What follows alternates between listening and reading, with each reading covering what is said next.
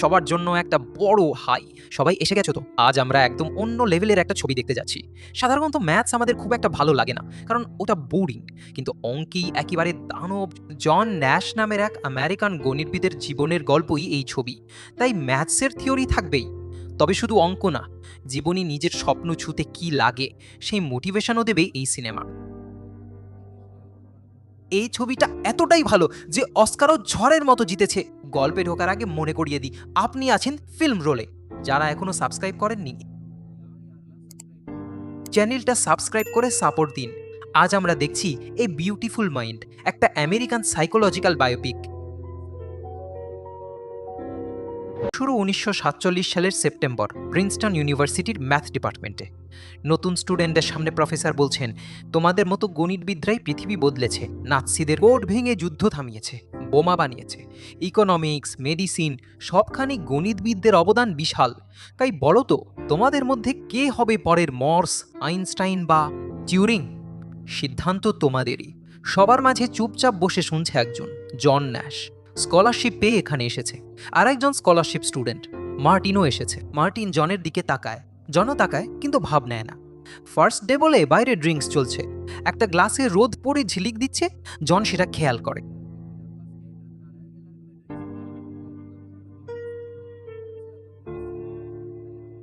পাশে রাখা লেবুর স্লাইসগুলোও লক্ষ্য করে। আলো আর স্লাইসের অবস্থান একটু বদলে পাশে দাঁড়ানো একজনের টাইয়ের রঙের সঙ্গে মিলিয়ে দেখে।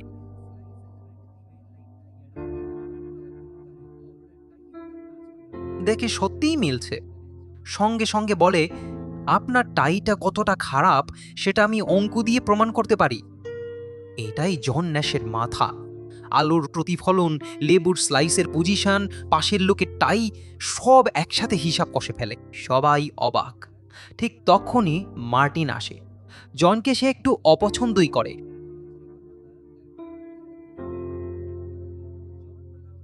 সে জনকে বলে, ওয়েটার, আরেকটা ড্রিঙ্ক দাও।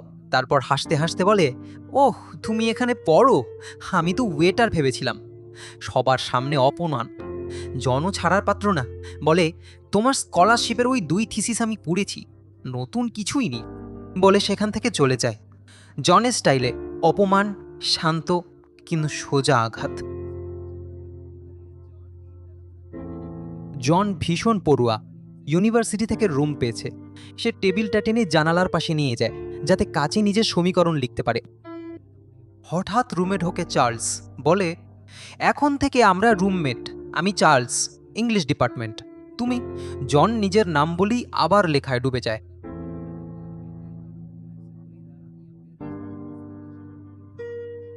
চার্লস কুকি নিতে গেলে জন সঙ্গে সঙ্গে বাক্স বন্ধ করে দেয়। চার্লস হেসে বলে, একটা বিস্কুটও দিবে না? আমরা তো রুমমেট।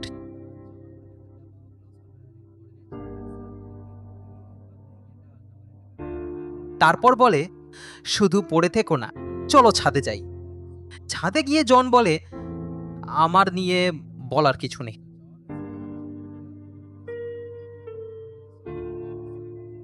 জন শান্ত গলায় বলে, আমার টিচার বলতেন, তোরে কেন মানুষ এরা জানিস, মস্তিষ্কে সমান বুদ্ধি আছে। সারাক্ষণ বই নিয়ে গম্ভীর হয়ে বসে থাকলে কে আসবে কাছে? ছোটবেলা থেকেই আমি আলাদা ছিলাম, কেউ আমাকে একটু হাসি আড্ডা, একটু পাগলামিও দরকার। পারি না, মজা করতেও শিখ। জন বলে, বুঝেছি, তাহলে ক্লাসেই যাব না। ক্লাসে গেলে মাথা জ্যাম হয়ে যায়। রুমে বসেই নিজের থিওরি বানাবো, ডক্টরেটও পাবো, পছন্দের জায়গায় কাজও।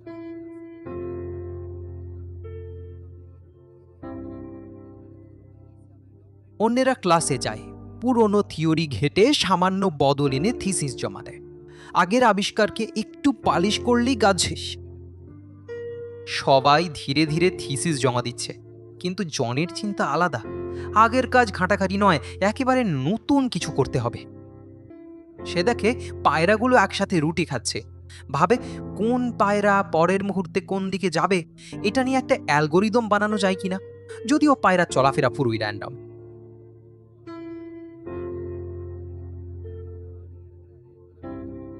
এইসব দেখে অনেকে তাকে সাইকো বলে। ক্লাসে আসো না, আবার পায়রা নিয়ে গবেষণা। চ্যালেঞ্জ দেয় মার্টিনের সাথে বোর্ড গেম খেলতে। জন রাজি হয়।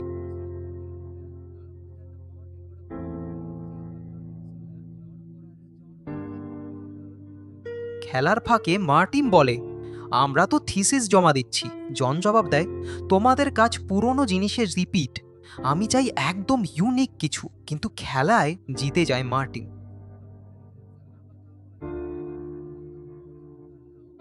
জন বিশ্বাসই করতে পারে না, বলে, তুমি চিটিং করেছো।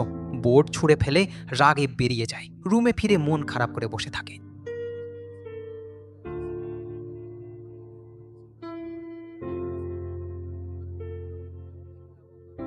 চার্লস এসে বলে, আরে এগুলো কোনো এভাবে ঘরে বসে থাকো, এগুলো সব আরো গরম জমা দিচ্ছে বলে পাশেই একটা বার আছে, সেখানে গেলে জানালায় বাজে বলে জন আড্ডা দেয়, একটু রিল্যাক্স জানালা ভরে অঙ্ক দেখে মতো লাগে, দেখবি ডিজাইন আইডিয়াও আসতে পারে। অন্যভাবে ভাবলে তুই বড় ডিজাইনারও অন্যভাবে দেখে। জন শেষমেশ বারে যায়, সেখানে মার্টিন আর বন্ধুরা আছে।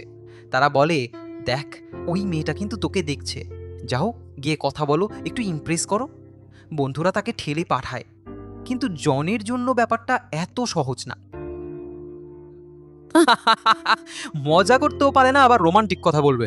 তবু সাহস করে মেয়েটার পাশে বসে বলে, দেখুন আমরা এখন কথা বলছি, পরে বিয়ে করব, বাচ্চাও হবে, কিন্তু বাচ্চা যদি জোরে কাঁদে সেটা আমার একদমই সহ্য হয় না। তারপর বলে, তাই বাচ্চা চাই না। বাচ্চা না হলে বিয়ে কেন? বিয়ে না করলে প্রেম কেন? প্রেমই না করলে কথা বলছি কেন? আচ্ছা আমি যাই। এটা শুনে মেয়েটা রেগে গালে চড় মারে। তখন চার্লস এসে বলে, তোর মতো বোকা দেখিনি, বলে চলে যায়। এভাবেই দিন যায়। একদিন জনের সঙ্গে প্রফেসরের দেখা। তিনি বলেন, তোর সহপাঠীরা ক্লাস করছে, পেপার পাবলিশ করেছে, আর তুই কিছুই জমা দিসনি কেন? জন বলে, স্যার নিজের অরিজিনাল আইডিয়ার জন্য অপেক্ষা করছি। তখন প্রফেসর বলেন, ওদিকে তাকাও জন। একজন বৃদ্ধকে দেখান। বড় বড় প্রফেসররা এসে তার টেবিলে কলম রাখছেন সম্মান জানিয়ে, লাইফ টাইম অ্যাচিভমেন্টের জন্য। তারপর বলেন, জন তুই ফোকাসড না, সময় ফুরিয়ে যাচ্ছে, সবাই ভালো জায়গায় যাবে, কিন্তু তোর চাকরি পাওয়া কঠিন। এ কথা বলে প্রফেসর চলে যান। জন রুমে গিয়ে ভীষণ ভেঙে পড়ে, এতটাই টেনশনে যে আয়নায় মাথা ঠুকে রক্ত বের করে ফেলে।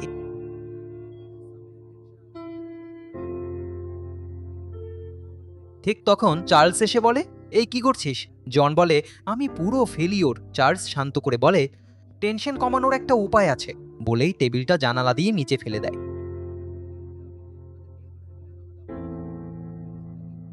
টেবিলটা ভেঙে চুরমার।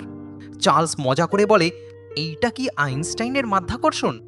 জন হেসে বলে, ওটা আইনস্টাইন না, আইজ্যাক নিউটন। দুজনেই হেসে ফেলে, কিন্তু জন আবারও আইডিয়া নিয়ে ভাবতে থাকে, এমনকি বারে গিয়েও। বারে বসেও সে থিওরি নিয়েই ভাবছে। তখন মার্টিন সহ কয়েকজন বন্ধু আসে। তারা দেখে এক সুন্দরী মেয়ে ঢুকেছে, সঙ্গে আরও 4 বান্ধবী, মোট 5 জন, আর জনের দলে 4 জন। 4 জনেরই নজর ওই সুন্দরীর দিকে। তখন মার্টিন বলে, অ্যাডাম স্মিথ আধুনিক অর্থনীতির জনক, তার থিওরি ফলো করলে মেয়েটাকে ইমপ্রেস করা যাবে।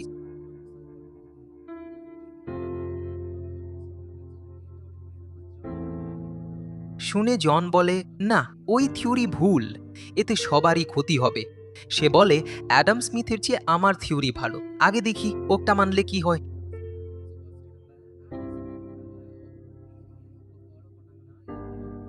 ধরো 5 মেয়ে, মাঝখানে সুন্দরীটা, এদিকে জনের 4 বন্ধু, সবারই লক্ষ্য সে।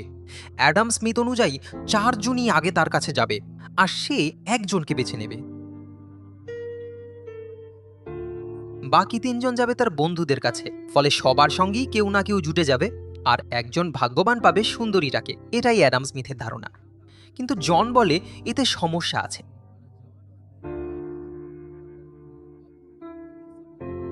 কারণ সুন্দরী একজনকেই নেবে, বাকি 3 জন মন খারাপ করে তার বন্ধুদের সঙ্গ নেবে। একজন খুশি, 3 জনের আফসোস, ওকে পেলাম না। এটা আদর্শ ফল না।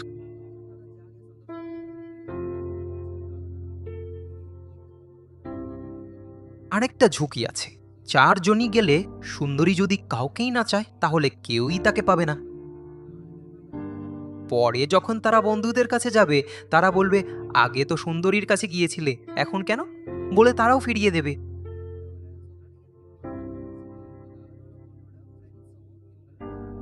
তাহলে 4 জনই খালি হাতে। তাই অ্যাডাম স্মিথের থিওরিতে হয় একজন খুশি, না হলে সবাই হতাশ। এই জন্যই আমি বলি এটা ভুল। এর বদলে জন বলে আরেকটা ধারণা, ন্যাশ ইকুইলিব্রিয়াম। একই পরিস্থিতি, এক সুন্দরী, 4 বান্ধবী আর 4 বন্ধু। এখানে 4 জনের উচিত সুন্দরীর কাছে না গিয়ে সরাসরি তার 4 বান্ধবীর কাছে যাওয়া। তাহলে একজনকে ঘিরে প্রতিযোগিতা হবে না, সবারই জুটি মিলবে। হ্যাঁ, কেউই সুন্দরীটাকে পাবে না, কিন্তু যে উদ্দেশ্যে গেছে সেটাই পাবে। ফলে সবাই সন্তুষ্ট থাকবে। আগের থিওরিতে একজন খুশি, বাকিরা দুঃখী হতো।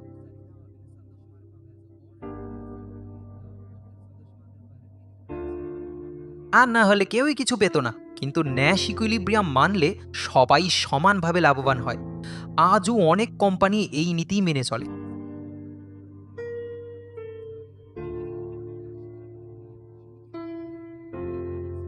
মেয়েদের উদাহরণে হয়তো পরিষ্কার না, এবার কোম্পানির উদাহরণ দিই।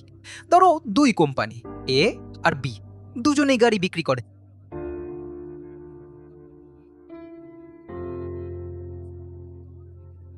গাড়ির দাম 100 টাকা, বানাতে খরচ মাত্র 25, মানে 75 টাকা লাভ। প্রতিদিন 100 জন কাস্টমার, 100 টাকারই বিক্রি।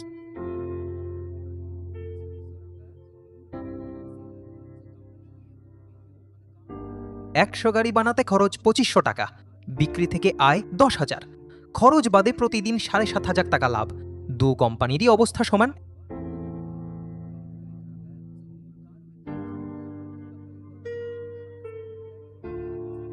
সব ঠিকই চলছিল, হঠাৎ কোম্পানি এ দাম কমিয়ে 90 টাকা করে বিয়ের কাস্টমার টানবে।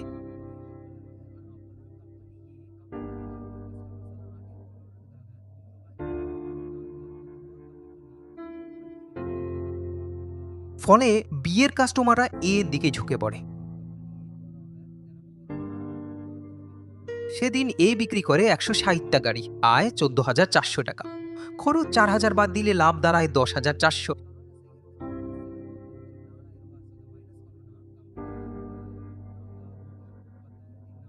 আগে যেখানে 7,500 লাভ করত, এখন করছে 10,400।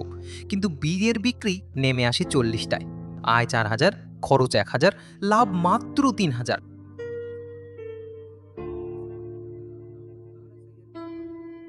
থেকে 3,000-এ নেমে যায়। তাই বিও বাধ্য হয়ে দাম কমিয়ে 90 টাকা করে।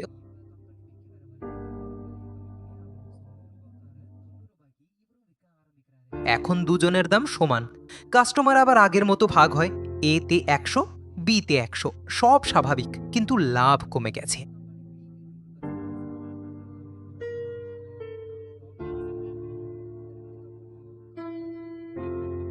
আগে 7,500 টাকা লাভ হতো, এখন দুজনই কম দামে বিক্রি করায় লাভ নেমে এসেছে 5,000 টাকায়। প্রতিযোগিতায় শেষমেশ দুপক্ষেরই ক্ষতি হলো।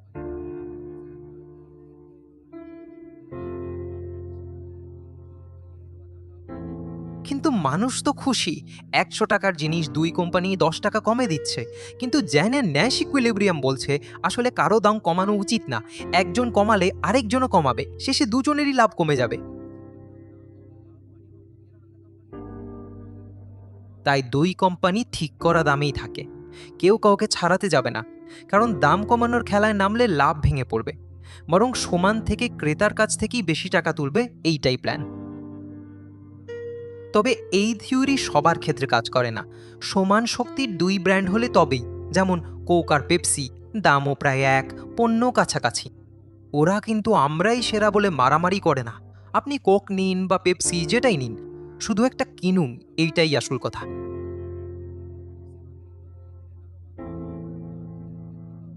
কিন্তু বড় ব্র্যান্ডের ক্ষেত্রে এটা খাটে না।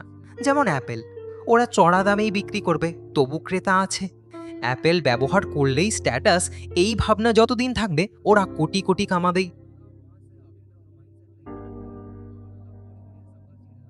মজার কথা কি জানেন, অনেকেই মুখে বলে অ্যাপেল বাজে, অ্যান্ড্রয়েডই ভালো, কিন্তু খেয়াল করলে দেখবেন তারাই আবার চুপচাপ অ্যাপেল ব্যবহার করছে। টাকা সুর দেয় না, এই কথা সাধারণত যার টাকা আছে সেওই বলে। এমন লোক প্রচুর। আচ্ছা, বেশি লম্বা হয়ে গেল, বিস্তারিত বোঝাতে গিয়েই কিছু মনে করবেন না। এটাই ন্যাশ ইকুইলিব্রিয়াম।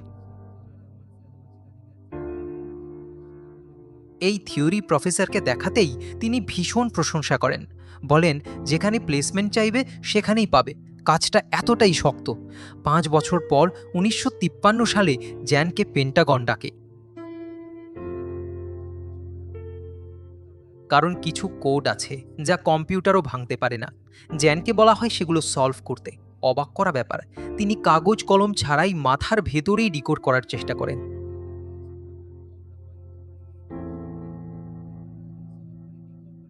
এইভাবেই তিনি রাশিয়ার প্ল্যান আর আমেরিকায় কারা কোন পথে ঢুকছে সব লোকেশন সহ বলে দেন। সবাই অবাক, তোমার মস্তিষ্ক তো অন্য লেভেল। এরপর জ্যান এমআইটিতে প্রফেসর হিসেবে কাজ শুরু করেন। ক্লাস নিতে নিতে গরম লাগায় জানালা খুলতে গিয়ে দেখেন বাইরে রোডের কাজ চলছে, প্রচণ্ড শব্দ। তাই জানালা বন্ধ করে পড়ান। ভেতরে সবাই হাঁসফাঁস করছে। তখন আলিশা নামে এক ছাত্রী উঠে জানালা খুলে দেয়। বাইরের কর্মীদের বলে, আপনাদের শব্দে কিছুই শুনতে পাচ্ছি না, ৪৫ মিনিট পর আসবেন। তারা রাজি হয়ে সরে যায়। সেখান থেকেই জ্যানের আলিশাকে ভালো লাগে, যদিও তিনি কিছুই বোঝান না। তিনি বোর্ডে একটা কঠিন প্রবলেম লিখে বলেন, এটা সমাধান করতে কারো মাস লাগবে, কারো হয়তো পুরো জীবন, বলে বেরিয়ে যান। রাতে একজন এজেন্ট এসে দেখা করেন। এজেন্ট বলেন, পেন্টাগনে আপনি মাথায় হিসাব করে কোড ভেঙেছেন, অসাধারণ, আপনার সত্যি এক বিউটিফুল মাইন্ড আছে। তারপর তিনি জ্যানকে এক গোপন জায়গায় নিয়ে যায়, জানান নিউ ফ্রিডম নামে একদল আমেরিকায় বড় বোমা হামলার পরিকল্পনা করছে। তাদের স্লিপার সেলরা নিউজ পেপার আর ম্যাগাজিনের মাধ্যমে গোপনে বার্তা আদান প্রদান করছে। ওই খবরের ভেতরের গোপন সংকেত ভাঙাই এখন জ্যানের কাজ। তার হাতে চিপ বসানো হয়, তিনি সরকারিভাবে স্পাই হয়ে যান। প্রতিদিনের পত্রিকা থেকে সন্দেহজনক অংশ ডিকোড করে পোস্ট বক্সে দেন। ওই তথ্য এজেন্ট সংগ্রহ করে। এদিকে জ্যান আর আলিশা কাছাকাছি আসে। তারা একসঙ্গে পার্টিতেও যায়, তবে জ্যান একদমই রোম্যান্টিক না, একেবারে যন্ত্র মানবের মতো। কিন্তু আলিশা ভীষণ যত্ন নেয়, ছবি তোলার আগে টাই ঠিক করে দেয়, রুমাল গুছিয়ে দেয়। একদিন আকাশে তারা দেখিয়ে বলে, একবার গুনতে গিয়ে দেখেছিলাম হঠাৎ এক জায়গায় তারা জ্বলে উঠল। জ্যান বলে, আকাশে তো সবখানেই তারা আছে, ঠিক মতো তাকালে দেখা যায়, এমনকি তারা দিয়ে ছবি আঁকাও যায়। তুমি একটা জিনিস বলো। আলিশা বলে, আমব্রেলা। জ্যান সঙ্গে সঙ্গে তারার বিন্যাসে ছাতার আকার দেখায়, তারপর বলে, অক্টোপাস। জ্যান তার হাত ধরে আকাশী আকৃতি এঁকে দেয়। এভাবেই দিন কেটে যায়, আর সে নিয়মিত পত্রিকা থেকে তথ্য জোগাড় করে পাঠায়। কাজ শেষে এজেন্ট গাড়ি নিয়ে তথ্য তুলে নেয়। একদিন পত্রিকা ডিকোড করতে বসে থাকতেই এক ছোট মেয়ে এসে জিজ্ঞেস করে, আপনার সাথে নাকি এক বুদ্ধিমান লোক থাকেন? জ্যান ফিরে দেখে সে চার্লস, আনন্দে জড়িয়ে ধরে। মেয়েটা নাকি চার্লসের ভাগ্নি, তার বোন কার অ্যাক্সিডেন্টে মারা গেছে, এখন সেই দেখাশোনা করছে।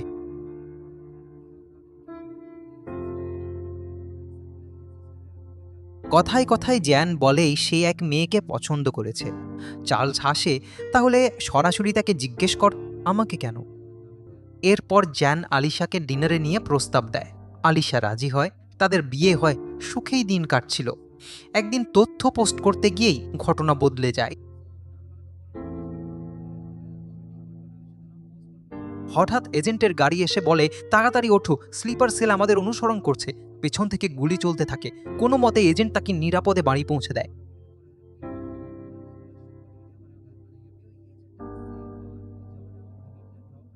জ্যান বুঝতে পারে তার গোপন কাজ শত্রুরা জেনে গেছে, যে কোনো সময় আক্রমণ হতে পারে, এই ভয়ে থাকে।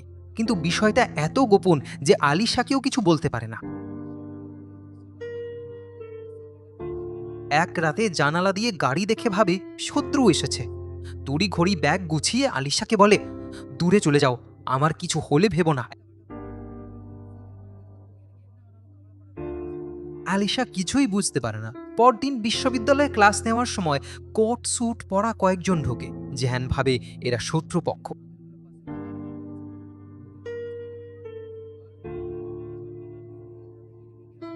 সে দৌড়ে পালাতে চায়, কিন্তু তারা ধরে ফেলে। পরে জানা যায় তারা শত্রু নয়, ডাক্তার। আসলে জ্যানের অস্বাভাবিক আচরণ নিয়ে আলিশা চিন্তিত ছিল। তার ফোনেই ডাক্তার এসেছে। এখন তারা জ্যানের চিকিৎসা শুরু করেছে। চিকিৎসার সময়েই জানা যায় জন মানসিক সমস্যায় ভুগছে। ডাক্তার অ্যালিসিয়াকে বলেন, আপনার স্বামী যা নেই সেটাই কল্পনা করছে। সে ভাবে সে নাকি সরকারের গোপন মিশনে আছে, খবরের কাগজ কেটে কোড খুঁজে ডিকোড করবে বলে। একটা সাধারণ পেপারও তার চোখে সিক্রেট কোড।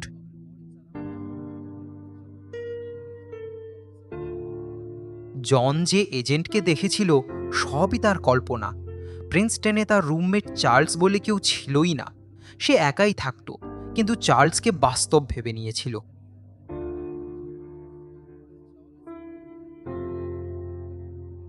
চার্লসের সঙ্গে যে ছোট মেয়েটা দেখা যায় সেটাও কল্পনা। অ্যালিসিয়া বোঝানোর চেষ্টা করলেও জন বিশ্বাস করে না। সবকিছুই তার কাছে সত্যি।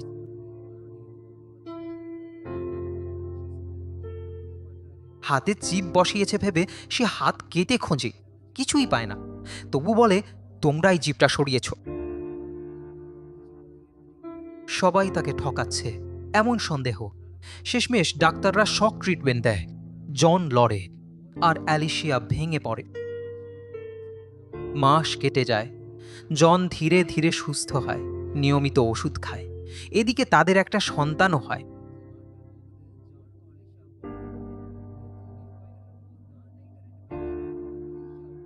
এক রাতে অ্যালিসিয়া কাছে আসতে চাইলে জন দূরে সরে যায়।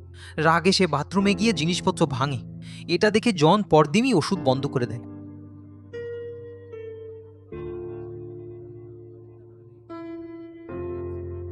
কয়েকদিন পর খবরের কাগজটাই বদলে যায় তার চোখে। সাধারণ পেপারেও সে কোড দেখে ডিকোড করতে বসে। বাইরে কাউকে দৌড়াতে দেখে পিছু নেয়। আর আবার সেই এজেন্টের কল্পনা ফিরে আসে।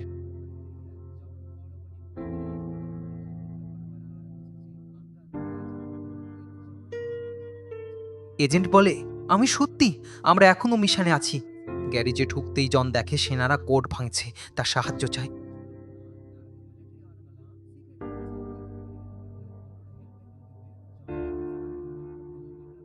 জন আবার সেই ভ্রমে ডুবে যায়, কিন্তু অ্যালিসিয়াকে কিছু বলে না। একদিন বাচ্চাকে তার কাছে রেখে অ্যালিসিয়া বাইরে যায়। গ্যারেজের দরজা খোলা দেখে উকি দেয়।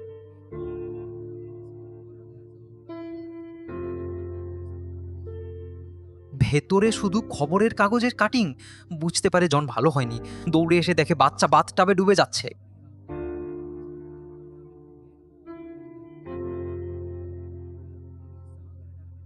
ঠিক সময়ে বাচ্চাকে তুলে নেয়।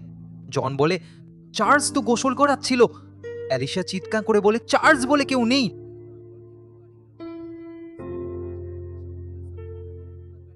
সে ডাক্তারকে ফোন করতেই জনের চোখে এজেন্ট ভেসে ওঠে। ওই মেয়েটাই সমস্যা। গুলি করব বলে বন্দুক তোলে। জন তাকে থামাতে যায়।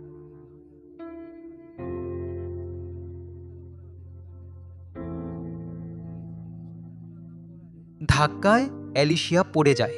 ভয়ে গাড়ি নিয়ে পালাতে চায়। আর জনের সামনে একসাথে এজেন্ট, চার্লস আর ছোট মেয়েটা দেখা দেয়। হঠাৎ জন বুঝতে পারে 5 বছর আগে যে মেয়েটাকে দেখেছিল সে তো বড় হওয়ার কথা, কিন্তু বদলায়নি। সবই তার কল্পনা।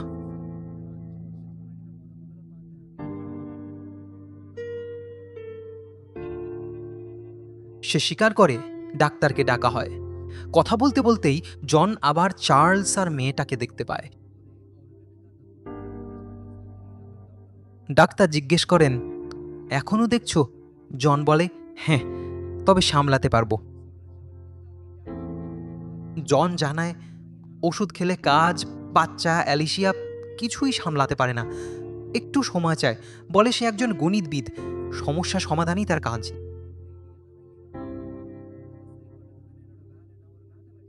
ডাক্তার বলেন, এটা অঙ্ক না, মনের অসুখ। চিকিৎসা দরকার, ওষুধ ছাড়া উপায় নেই। জন বোঝে হাসপাতালে গেলে ফিরে আসা কঠিন।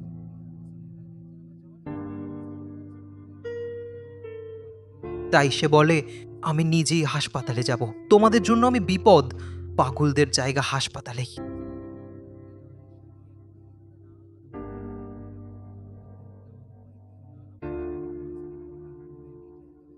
অ্যালিসিয়াকে বলে ডাক্তারকে জানাতে। জিনিস গোছাতে গোছাতে হঠাৎ অ্যালিসিয়া ফিরে আসে।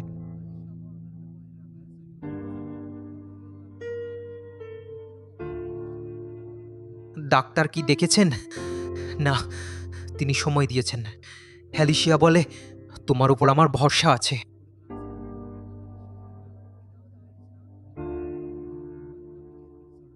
জন তাকে জড়িয়ে ধরে। অ্যালিসিয়া তার হাত নিজের গালে রেখে বলে, আমি সত্যি, আমাদের জীবনটাই সত্যি। কল্পনাকে জায়গা দিও না। ডাক্তার ওষুধের কথা বলেছেন, কিন্তু আমি তোমার উপর বিশ্বাস রাখি। সে বলে, তোমার একটা সুন্দর মস্তিষ্ক আছে, তুমি পারবে। 2 মাস পর জন কাজে ফিরতে প্রিন্সটনে যায়। সেখানে মার্টিনের সঙ্গে দেখা হয়।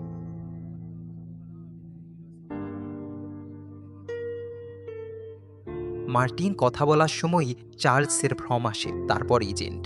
জন চিৎকার করে বলে, তুমি বাস্তব নও, শুধু কল্পনা।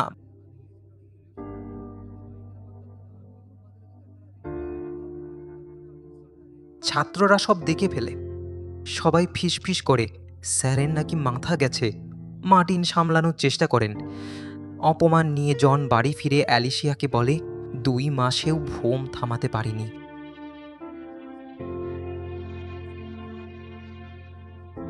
আমি চেষ্টা করছি, সত্যি করছি, কিন্তু এই যে মাথার ভিতর যা যা দেখি, যেসব মানুষ আর ঘটনা চোখের সামনে ভেসে ওঠে, সেগুলো আমি থামাতে পারছি না। আজ যারা তুই নিজেকে পাগল শিক্ষক বলছে, বারবার তোমার সম্পর্কে বইয়ে না বাড়িয়ে বলছি, তুমি একদিন বড় মানুষ হাসপাতালে গিয়ে ভর্তি হয়ে যাচ্ছি, এই সব ইলিউশন সবার জন্য ভালো হবে। ওগুলো ঝেড়ে ফেলো। যত বাধাই আসুক, তোমার জয় কেউ আটকাতে পারবে না। তুমি বড় হবেই, আমি তোমার পাশে আছি। এই বলে তিনি জনের হাত ধরেন।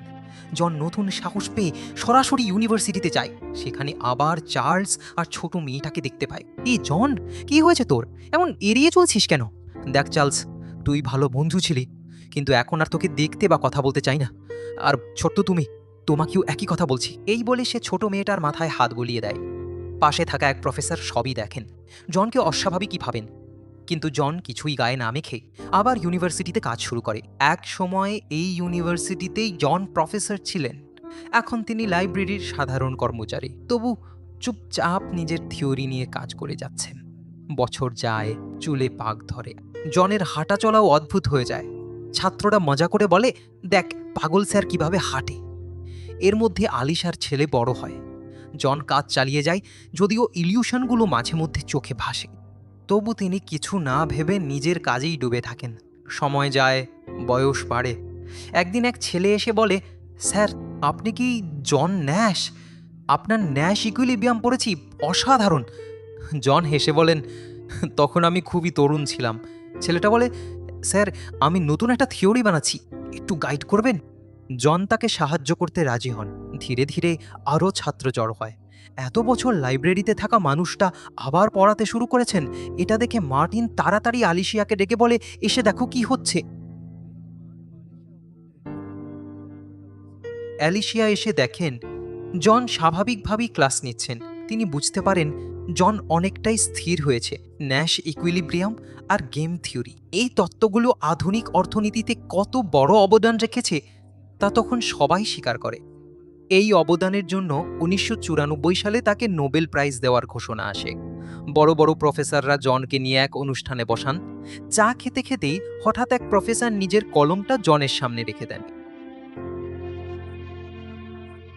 তারপর একে একে অন্য প্রফেসররাও নিজেদের কলম এনে জনের সামনে রাখেন। মানে জনের আজীবন অর্জনের প্রতি সম্মান জানিয়ে তারা বলছেন, আপনার মতো মানুষ আমাদের গর্ব। জন আবেগে বাকরুদ্ধ হয়ে যান। পরে নোবেল প্রাইজ নেন আর তাকে বক্তব্য দিতে বলা হয়। জন বললেন, সত্যি বলতে আমার জীবনটাই ছিল এক জটিল অঙ্ক, যেটা বহু বছর ধরেও মেলাতে পারিনি। যে কোনো অঙ্ক সমাধান করতে যুক্তি লাগে, সেই যুক্তি ধাপে ধাপে সমাধানে পৌঁছে দেয়। আমার জীবনের সেই যুক্তি হলো আমার স্ত্রী। সে পাশে না থাকলে আজ আমি এখানে দাঁড়াতে পারতাম না। সবাই যখন আমাকে পাগল বলেছে, সেই একমাত্র আমার পাশে থেকেছে। এই সম্মান, নোবেল সবকিছু আসলে তারই প্রাপ্য। কষ্টে কষ্টে কথাগুলো বলেন জন। দর্শক আসনে বসে আলিশিয়া কাঁদতে থাকেন। পুরো হল দাঁড়িয়ে হাততালি দেয়। অনুষ্ঠান শেষে বেরোবার সময় জন আবার চার্লস, এজেন্ট আর ছোট মেয়েটাকে দেখতে পান। আলিশিয়া জিজ্ঞেস করলে জন বলেন, কিছু না। দুজন ধীরে ধীরে চলে যান। ইলিউশনগুলো তখনও আছে, কিন্তু জন সেগুলো উপেক্ষা করেই বাঁচেন। এভাবেই কেটে যায় দিন। 23 মে 2015 সালে এক ভয়াবহ গাড়ি দুর্ঘটনায় জন ন্যাশ এবং তার স্ত্রী আলিশিয়া দুজনেই মারা যান। এতক্ষণ যা দেখলেন সবই বাস্তব ঘটনা। ইনি আসল জন ন্যাশ, আর তিনি তার স্ত্রী আলিশিয়া। সবাই যখন বলেছে সে পাগল, তখন আলিশিয়াই বলেছিলেন, তোমার আছে এক বিউটিফুল মাইন্ড। তার বিশ্বাসী জনকে নোবেল এনে দেয়। এই গল্প থেকেই তামিলে বানানো হয়েছে মোয়াক্কম এন্না। এই গল্পের শিক্ষা একটাই, লক্ষ্য ঠিক করলে পথে বাধা আসবেই। সেই বাধাকেই যদি বড় করে দেখি, তবে লক্ষ্যে পৌঁছানো কঠিন হয়ে যায়। জনের ইলিউশন কখনো পুরো যায়নি, তবু তিনি সেগুলো উপেক্ষা করে নিজের লক্ষ্যে এগিয়েছেন। আমরাও সমস্যাকে বাড়িয়ে না দেখে এগোতে থাকি। লক্ষ্যের দিকে থেমে না দৌড়ালে একদিন না একদিন সাফল্য আসবেই। তাই ছোট সমস্যায় ভেঙে পড়বেন না, লড়াই করলে জেতা যায়। এই ছিল আজকের সিনেমা। ভালো লাগলে একটা লাইক দিন।